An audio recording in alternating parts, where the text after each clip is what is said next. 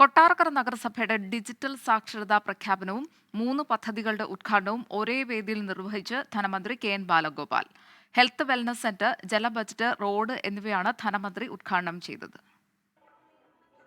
കൊട്ടാരക്കര നഗരസഭ ഡിജിറ്റൽ സാക്ഷരത കൈവരിച്ച നഗരസഭയായി മാറിയതിന്റെ പ്രഖ്യാപനവും ഹെൽത്ത് വെൽനസ് സെന്ററിന്റെ ഉദ്ഘാടനവും MLA ഫണ്ടിൽ നിന്ന് 1.2 കോടി രൂപ ചെലവഴിച്ച് നവീകരിച്ച ഗാന്ധിമുക്ക് SP ഓഫീസ് ETC റോഡിന്റെ ഉദ്ഘാടനവും ജില്ലയിൽ ആദ്യമായി തയ്യാറാക്കിയ ജല ബജറ്റിന്റെ ഉദ്ഘാടനവും മന്ത്രിയും സ്ഥലം MLAയുമായ കെ.എൻ. ബാലഗോപാൽ ഒരേ വേദിയിൽ നിർവഹിച്ചു. സംസ്ഥാനാടിസ്ഥാനത്തിൽ തന്നെ ഇത്ര ശ്രദ്ധേയമായ ഒരു പരിപാടിയായിട്ട് നമുക്ക് നടത്താൻ കഴിഞ്ഞു എന്നുള്ളതാണ് സന്തോഷകരമായത്. ആദ്യമായിട്ട് അത് പറയാൻ ഇത് സമ്പൂർണ്ണ ഡിജിറ്റൽ സാക്ഷരത നേടുന്ന മുനിസിപ്പാലിറ്റി എന്നതിൽ സന്തോഷത്തോടുകൂടി ആ കാര്യം ഇവിടെ പ്രഖ്യാപിക്കാൻ എനിക്ക് സന്തോഷമുണ്ട്.